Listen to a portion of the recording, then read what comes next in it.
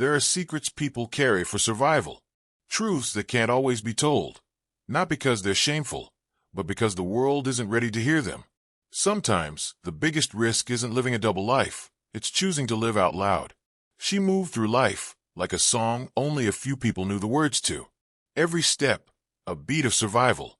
Every smile, a kind of armor. The world loved the version of her it could understand. But what about the parts that didn't fit the mold? There's a cost to beauty, to freedom, to saying, "This is who I am." Some truths don't come out in daylight. They surface in whispers, in stares, in final moments when it's too late to take anything back. And sometimes, the most dangerous thing you can do is tell the truth to the wrong person. What do you do when your past and present collide in the arms of someone you thought saw you clearly? What happens when love, desire, and identity become a game of perception, and the cost of being misunderstood is death? This isn't a story about deception. It's about what happens when someone finally feels safe enough to be honest, and it still ends in silence. She went by Jayla Monroe. Soft voice, bright smile, baby hairs laid like silk. In the daylight, she ran a small hair salon out on Valley Street, just a few blocks from the church she once sang in as a boy.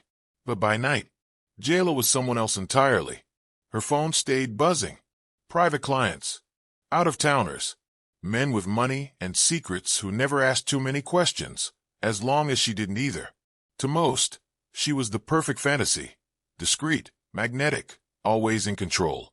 But what they didn't know was that Jayla had spent years perfecting the art of disappearing, of shaping herself into whatever the moment demanded. Not out of choice, out of survival. Born Javon Monroe in a strict Mississippi home, Jayla knew early that her truth would come at a cost. At 19, that cost was her family. Her mother stopped speaking to her. Her father called her an abomination. She left with a duffel bag, $200, and nowhere to go. 7 years later, she'd rebuilt herself, name, body, reputation. But the one thing she never rebuilt was trust. Not in the world, and definitely not in men. Her best friend Keona used to tell her, "Girl, all it takes is one wrong client." Jayla would laugh it off. "Not me. I got this game on lock." For a while, she did. She was careful, controlled, always 10 steps ahead. Until the night she met him. He wasn't just another client. He was polite, southern, charming in a way that felt familiar. Too familiar. He didn't ask what she charged. He asked what her favorite song was. That should have been the first red flag. But when you've been performing your whole life, it gets hard to tell when the stage ends and the danger begins. What happened next would change everything and leave a city asking questions it still hasn't answered. This is the story of Jayla Monroe, and how the truth she tried to protect became the very thing that got her killed. If you think stories like this are rare, you haven't been paying attention. Subscribe, because someone has to remember her name. Langston Red didn't talk much about his past, not because he had nothing to say, but because most people didn't ask, and those who did never ask twice. He was the kind of man who kept his sleeves rolled down even in the heat, always watching, always sizing up a room.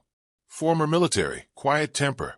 Moved like someone who had seen too much, and decided long ago to keep the rest to himself. After getting out of the service, Langston worked odd jobs before landing steady work as a private security contractor for exclusive clubs across the South. Atlanta, New Orleans, Little Rock. But it was Jackson he kept coming back to. Said it was the only place that still felt like home, even though he hadn't lived there in years. He was based in Memphis now, rented a modest apartment, kept to himself, didn't go out unless he was getting paid to stand near someone richer than him. And yet, when he wasn't working, he spent a lot of time alone, nursing cheap bourbon, listening to old Gerald Levert records, and scrolling through dating apps he never messaged anyone on. Langston had been in love once. She was loud, fiery, and completely wrong for him. Their relationship ended in police sirens and broken glass. He never talked about it, but folks close to him said that woman took something from him, something he never got back. So when he met Jayla at the black and gold party, he wasn't looking for anything. Not a number, not a fling, not a future. He was just trying to keep his drink full and his thoughts empty. But Jayla wasn't easy to ignore. She walked like she knew something you didn't, laughed like you weren't supposed to hear it. And when their eyes met for the first time, she smiled at him. Not because she needed to, but because she wanted to. He followed her with his eyes all night. Watched the way other men leaned in too close. The way she kept her distance, even when she was pretending not to. They didn't speak until the end of the night. And when they did, it wasn't flirty. It was curious. Careful. She asked if he was always that serious. He asked if she always wore gold like armor. Langston left that party with nothing but a name. Not a number. Not an invite. Just Jayla. But the next night, he showed up outside the same lounge she mentioned by accident. Claimed it was coincidence. She didn't buy it. But she let him walk her to her car anyway. And from that moment on, Langston was around. Not every day. Not in a clingy way. But enough for her to notice. Enough to make her ask questions. Enough to make her wonder if maybe this one was different. He didn't ask what she did for a living. Never pushed past what she offered. Said all the right things, but didn't say too much. To her, that was a blessing. To him, it was strategy. Because Langston Red didn't like surprises. And no matter how much he smiled, he had a limit. One even he didn't fully understand. Detective Rochelle Carter didn't cry at crime scenes. Not after 20 years in homicide. Not after the things she'd seen. But the morning she pulled up to that apartment complex on the east side of Jackson, something hit different. Not because of what she found, but because of who. Jayla Monroe wasn't just another case file. She was a face Rochelle knew. Not well, not personally, but enough to remember her as Javon, the skinny kid from Woodrow Street with the bright eyes and big dreams. Rochelle had known Jayla's mama, had watched that family come undone when Jayla came out, and now here she was, back in Rochelle's life in the worst possible way. The body had been cleaned up by the time Rochelle walked in, but the room still spoke. Furniture slightly shifted. A shattered wine glass near the hallway. Whoever did it hadn't rushed. That was the part that stuck with her. Rochelle didn't get emotional, but she took this one personal. Meanwhile, Keona Starks had been calling Jayla's phone for 2 days straight. No texts. No callbacks. Nothing but silence. Keona wasn't the panicky type. She'd seen too much to jump at every red flag, but this time felt different. Jayla didn't miss check-ins. Didn't ghost people. And she especially didn't go more than 24 hours without posting to her private story. So when Keona saw that the last post was from the black and gold party, and nothing since, her stomach dropped. She tried to pull up to Jayla's place. Didn't see her car. Knocked anyway. Neighbors said they hadn't seen her in days. That's when she called the police. That's when the report was filed. That's when the name Jayla Monroe landed on Rochelle Carter's desk. And somewhere 2 hours away, Aunt Thelma was watching the news when she saw Jayla's face on the screen. She hadn't spoken to her niece in over a year, not since the fight about money and choices and everything in between. But Thelma never stopped praying for her. Never stopped checking her Instagram from a burner account. Never stopped leaving the porch light on. She didn't call the station. Didn't show up in tears. Just sat still in her living room, phone pressed to her chest, whispering to herself over and over, "Not my baby. Not like this." The detectives would call her later, ask her about Jayla's life, her past, her relationships. But Thelma didn't know half of it.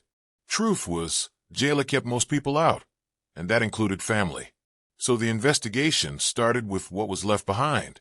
A smashed phone, a bottle of expensive perfume, a list of last known contacts, and a trail of men who thought they knew her, but only saw what she allowed. And Keona, she wasn't waiting on answers. She was already scrolling, already matching timelines, already thinking about the guy Jayla mentioned, the one from Memphis with the nice smile and the questions she didn't answer. Rochelle Carter had the badge. Keona had the instinct. Together, they started pulling pieces together. But the deeper they looked, the more one thing became clear. Jayla's life was complicated, and so was her death. Jayla kept her world in compartments. Love in one box, fear in another, and truth buried somewhere in between. But secrets don't stay buried forever. And sometimes, the people who say they love you are the same ones who'll leave you cold. If you know what it feels like to hide for your own safety, or to lose someone just for living their truth, hit that subscribe button. because the world moves on fast. But we won't let her story fade. Jayla had always known how to read a room. She could tell when a client was playing games, when a man had something to prove, or when a conversation was about to turn left. That instinct had kept her safe more than once. But lately, her gut had started to betray her. It started with a regular, slick talker from Monroe, who booked her every other Friday. Same hotel, same routine. Except this time, he reached for her waist too fast. Got too curious. His hand brushed something it wasn't supposed to. She laughed it off, turned it into a joke. He laughed too, but his eyes didn't. She left before the hour was up. Blocked him. Changed her hair the next morning. She didn't tell Keona. Didn't want the "I told you so." But the look on her face the next time they met said it all. Jayla was slipping. The mask was getting heavy, and the cracks were starting to show. Langston was different, or at least, he seemed different. They started texting after the black and gold party. Real slow. Memes. Jokes. He'd ask about her day. Then he started showing up, just outside her shop, pretending he was nearby. Then came dinner, the first kiss. And then one night, while sitting on the hood of his Dodge Charger under a Jackson moon, he looked at her and said, "I don't usually catch feelings with girls like you." Jayla smiled, but it wasn't real. Her heart skipped. Did he know? Or was he just talking slick? She went quiet that night. Didn't return his calls the next day. But Langston wasn't the type to chase. And that silence from him, it scared her more than anything.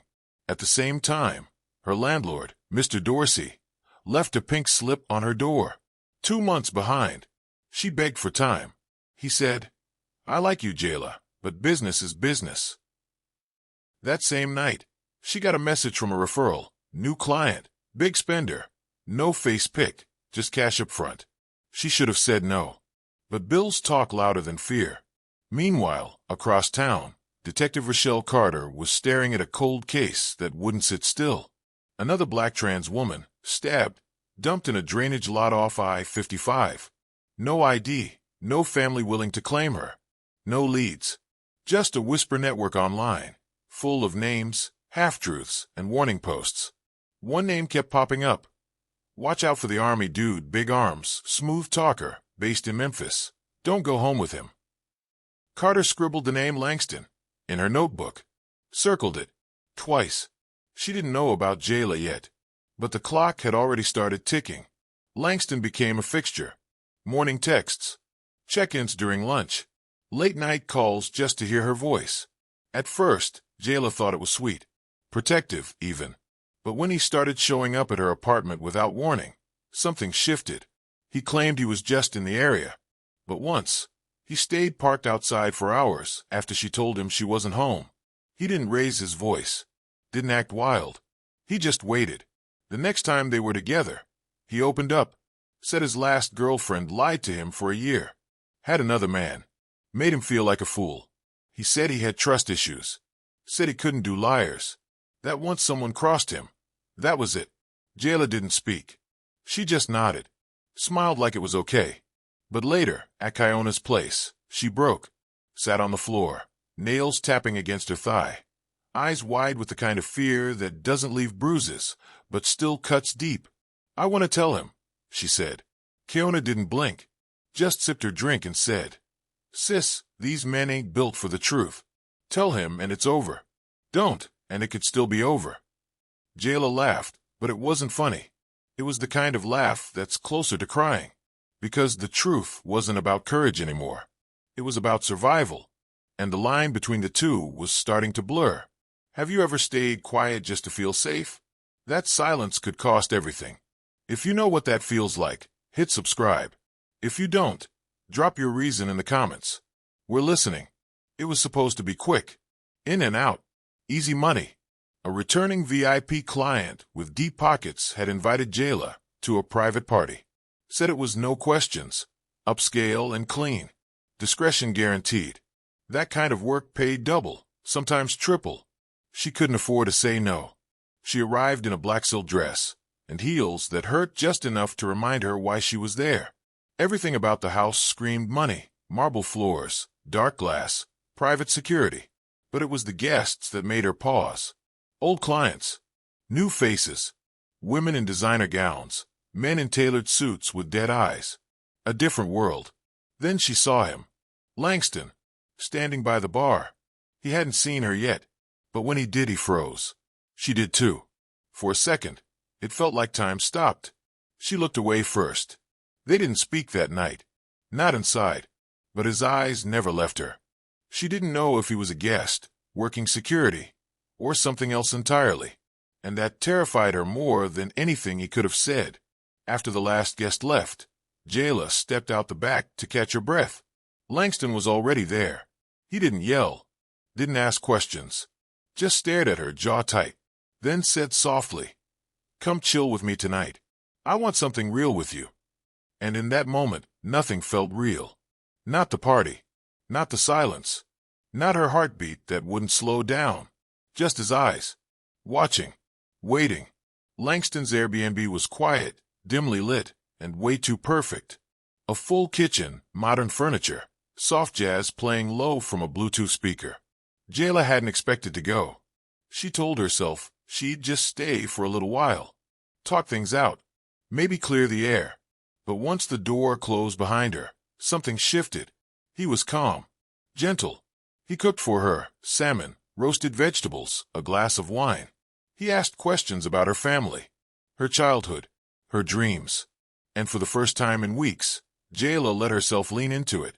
She told him she used to dance, that she wanted to open a boutique one day. He listened. No judgment, no rush. When he pulled her into his arms and kissed her, she didn't resist. For a moment, it felt like this could be something. Safe, real, a life she hadn't let herself believe in. But things changed the second they moved to the bedroom. It happened fast. They were undressing, laughing, breathless. Then he paused. His hand brushed something, a small bottle that had rolled out of her purse. She didn't notice at first, but he did. He picked it up slowly. Estradiol. Jayla froze. He looked from the bottle to her, back again. Then his eyes dropped lower. She hadn't realized her tucking had slipped. Just slightly, but enough. Time slowed. Langston took one full step back. Jayla's voice cracked. "I was going to tell you. I wanted to tell you." He didn't move, didn't blink, just stared at her like he didn't recognize who he was looking at. "So this whole time, you've been playing me?" No yelling, no anger, just a quiet shock, sitting heavy between them. Jayla reached for him, but he stepped further back. And in that space between them, everything changed. Langston's voice turned sharp. "You think this some game?" Jayla stepped back, hands trembling. Her voice cracked. "Please, Langston, I didn't want to lie. I was scared. I didn't know how you'd." "How I'd what?" He snapped, pointing at the pill bottle still on the bed. "How I'd feel. You let me lay up with you, kiss you, tell you my business. And this what you do." Jayla shook her head, trying to get a word in, but he wasn't listening anymore. Something inside him shifted. His chest rose fast, fists clenched, eyes wild. She moved toward the door. He blocked her path. "Don't touch me," she whispered, voice barely there. But it was too late. In one sudden motion, his hands were around her neck. No shouting, no warning, just pressure. Heavy, relentless. Jayla struggled, kicked, tried to scream, but nothing came out. Seconds passed like hours. Then stillness. Langston stepped back, looking down at her body on the floor. His face changed. Not rage anymore, panic. He stumbled into the bathroom, splashed water on his face, then came back to the room. He wiped the door handles, picked up her phone, hesitated, then tossed it in the toilet, grabbed her purse, and emptied it on the bed, scattering everything. He turned the TV on loud, cracked a window, sprayed cologne, checked himself in the mirror, then walked out the door like nothing happened. The next morning, a housekeeper entered the Airbnb to clean. She walked in and froze. Jayla was lying on the floor, still, cold. The TV was still playing like someone had just stepped out for a moment. But Jayla wasn't moving. Police were called. The coroner ruled it a homicide. Manual strangulation. No signs of a struggle, just bruising along her neck and collarbone. Nothing stolen. No forced entry. Just quiet, calculated death. Detective Rochelle Carter was assigned to the case. When she saw the victim's name, she stopped mid-sentence. Javon Monroe. She pulled up the ID photo, and her stomach dropped. It was Jayla. Years ago, Carter had pulled Jayla out of a dangerous traffic stop gone sideways. Jayla had been younger then, barely 20, in baggy clothes, with fear in her eyes and blood on her lip. She hadn't even transitioned yet. But Carter remembered her. The quiet ones always stuck with her. She'd let her go that night with a warning, not wanting to make another black life disappear into the system. Now Jayla was gone anyway. Carter moved fast. First, she pulled footage from the Airbnb's security system. At 2:43 a.m., a man was seen leaving the building in a hurry. Hoodie up, backpack swinging. He didn't look back. Carter zoomed in, ran it through facial recognition. Langston read. The name triggered a red flag. She opened up an older case file from Savannah, another black trans woman. Same cause of death, same M.O. Strangled in a motel room. No robbery, no struggle, no arrest. She scanned the footage from that motel. There he was again, Langston, walking away from another body. Same calm exit, same haunted routine. This wasn't heartbreak. This was a pattern. Langston wasn't just a man who lost his temper. He was a man who hunted in silence, choosing women the world already ignored. But Carter wasn't about to ignore it. Not this time. Langston was picked up just outside Montgomery, Alabama, 2 states away from where Jayla's body was found. He was carrying a fake ID and a burner phone. No luggage, just cash and silence. At first, he denied everything. Then, in an interview room, Detective Rochelle Carter placed 2 photos in front of him, Jayla and the woman in Savannah. His face didn't move. His voice was cold. I was tricked. That's a man. That was his defense. No remorse. No reflection. Just blame. At trial, the courtroom was tense. The defense leaned into language meant to confuse and inflame, misgendering Jayla, dead-naming her, turning the conversation away from murder and into a debate about identity. The prosecutor pushed back, but every sentence felt like a battle. Carter testified about the pattern. So did a woman from Atlanta. She'd once met Langston through a dating app, but blocked him after he got aggressive when she disclosed. She came forward when she saw Jayla's story in the news. Said she didn't want silence to get someone else killed. Jayla's best friend, Keona, sat through every court date, holding a worn photo of them from back in high school. On sentencing day, she stood up and spoke through her tears. Y'all act like her life was worth less, 'cause she told the truth too late. But what if it wasn't too late? What if y'all just never wanted to see her as human to begin with? The judge handed down 32 years. No parole. Langston didn't look up. He never apologized. Never asked for forgiveness. And Jayla, she was laid to rest under her chosen name. A pink headstone with her real photo. Her real smile. But the conversations she left behind, those are still happening. 2 weeks after the sentencing, a candlelight vigil was held outside the salon where Jayla worked. People stood shoulder to shoulder, friends, former clients, people who never met her but saw themselves in her story. Photos of Jayla were taped to the windows. Roses lined the sidewalk. Aunt Thelma stood with a mic in one hand and Jayla's old work apron in the other. She was my niece, and she deserved to grow old. There was no speech after that, just a long silence. The kind that said everything words couldn't. Detective Rochelle Carter stood across the street, outside the circle of light. She didn't speak to anyone, just watched, then quietly walked away, wiping her eyes. Later that night, Keona posted one of Jayla's old voicemails to her story. Hey, it's Jay. I'm probably working, but I'm still dreaming. Leave me something good. We'll never know the full version of Jayla's story. What she could have been. What she still had left to say. But maybe the truth isn't just in what she lost, but in what she left behind. If this story moved you in any way, don't just scroll past. Like this video if you've been watching to the end. Drop a comment and tell us what part of Jayla's journey stayed with you. And please, share this with someone who needs to hear it. Subscribe to the channel and turn on your notifications so you never miss when a new story drops. And before you go, check the end screen for more true stories we've covered right here on the channel. We'll see you in the next one.